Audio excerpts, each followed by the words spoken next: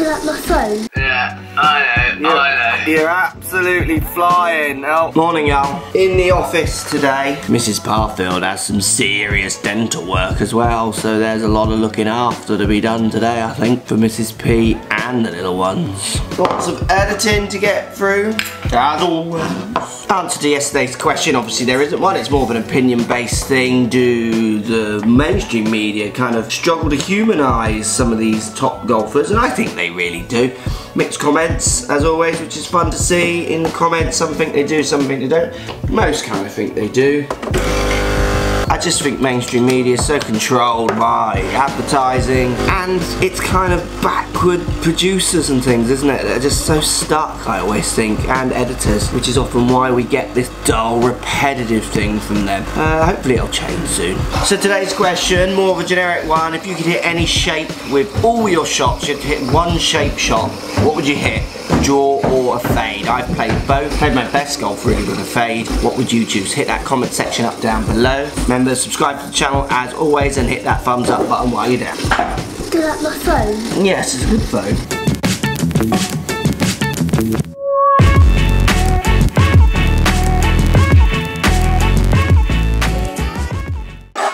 Morning, coach. Are things alright? Yeah, alright, yeah. Oh, you still got the... Oh, you still got the old sore throat going. Nah, that's nearly gone. I got a bit of a leaky right nostril now. Oh, not the right one. They're always so much worse than the left, aren't they? Yeah, they always run more, don't they? Don't know what is that about. It's like dogs and oranges, that one. It's another one of them, isn't it? Yeah. No one really cares what's on Mars really at the moment. No, look what's happened. How did that get in shot? So today's swing, lots of good actions in this movement. He struggles from slight fades, maybe the odd push he even says, but fades I'm going to see more than anything else. Club path definitely moving maybe a fraction out to in if measured. It's hard to tell always from these 2Ds, but I would guess it's moving slightly that way. Now if we move to the front on cam here, I'm going to have a slight change in his setup. So I'm going to see I want to see a slight change in the angles created in his body. We're going to get the hips slightly further forward, just watch where the shoulders are pointing, and then a slight change of order to downswing really. I mean, there's lots of good movements in there. I just like to see a little bit more extension in that upper body as it comes through. Not often going to just shove the path a fraction to the right, which might just give him a slightly different shape, but lots of good movements in here. Oh dear. Oh no! How does that happen? Just those things just like jump in. It's like we're just oh look. That's the San Diego Truvid. Oh. So first idea is around setup and a little bit of downswing order. I'd like just to see you get hips slightly further forward with upper body tilted back a fraction more at address. You look at just a tiny bit to me this way, it's an exaggeration. Often for people who make good movements like you seem to be making, just a slight tilt in their setup can change paths. That's the first thing I would try. Just hips slightly forward, upper body just slightly tilting back. I'm going to post a link down there as well to a daily vlog I think I did 2 days ago where I talked about trail shoulder rotation. This is going to apply to you also, so watch that one when looking at this swing and for you as well, because I think there's some ideas in there that might help you on backswing also. So when it comes to the ideas with downswing, I want to get this idea of this shoulder feeling like it just wants to go a little bit this way to start you off, so more kind of sideways.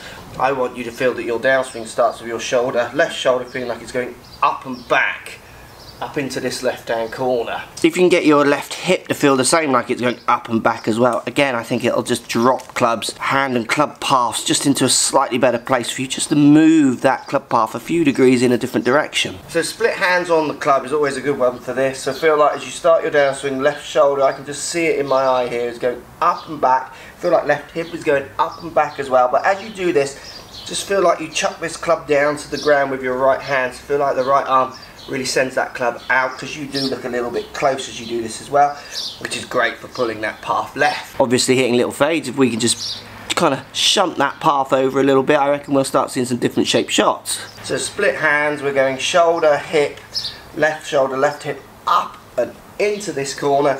As you chuck the angles away, you can do a few practice swings with this, just letting the right hand release to let the club come through, or you can even just slide the right hand up to the left to just finish that off to give you a feeling, and then step in, hit shots trying to recreate that feeling. definitely hit those comments down below. Let me know if that does change your path. I think you'll find it does, because you're very close to hitting a lot of good shots here. Let's answer your questions. Hi Mark, just a quick question mate. As a general rule, how far right do you have to aim with each club to draw the ball back into the centre? Cheers mate.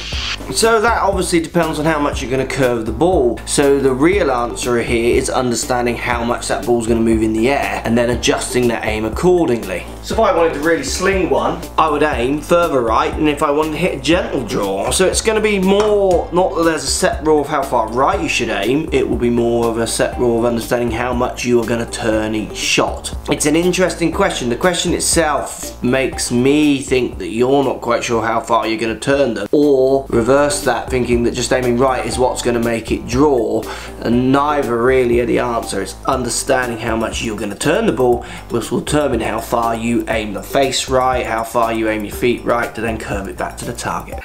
Well, this is a wild day, isn't it? What is going on? What is going on here? Oh. Crazy. Oh no. Oh no, look. Oh God, stop. What? How on earth? Oh look. Oh, that's not quite as good, that one, is it? Oh God. Nah, you're flowing. Next drill's a great indoor one. Also, you can use it at the range to kind of warm up a little bit and familiarise yourself with the movement you're going to try and make, even on the first tee. It's really simple. I'm not so keen on your follow through where you're almost this way with your upper body. I want you to get a little bit more extension in your lower back. So literally put your arms out kind of parallel to the ground, aeroplane style. You can do backswing as well if you want. I wouldn't, I would just do follow through, but if you're warming up, certainly going both ways won't do any harm. Try and get left arm up to the air, right hand down to where the ball would be, obviously not touching it, pointing down that way.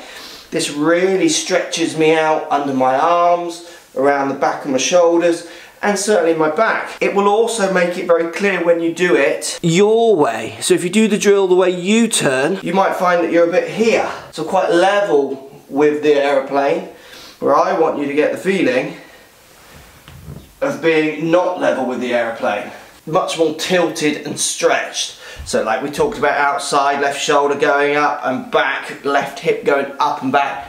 This drill's a great way to stretch and feel the different body turn you want to make, to hopefully, like I say, just shift that path a little, get you hitting some straighter shots. It's awkward. Oh. No, not a 2016 Masters egg cover. I hate it when this happens. You phone up just for a, you know, a normal conversation. Not a British Open one as well. Oh my word. Not. Oh no.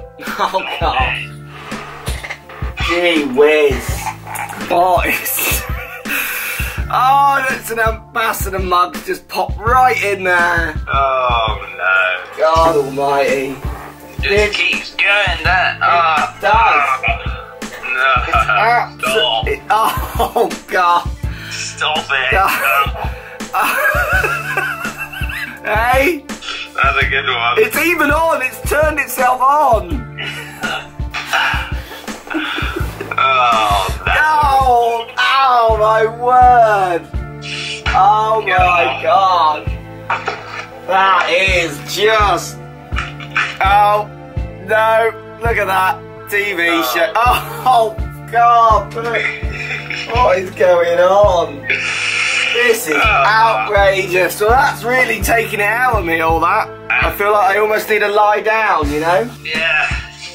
I found this one from school. It's just me and Orla. Mummy is feeling a little bit beaten up after her dentist appointment. So we're going to go to Marks & Spencer's and get something for tea and have a little drink together, aren't we? And that's the hat you made at school.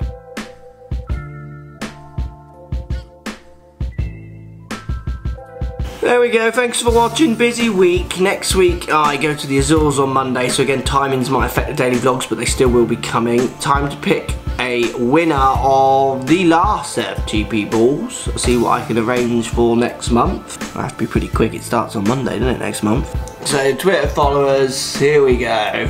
Slidey slidey.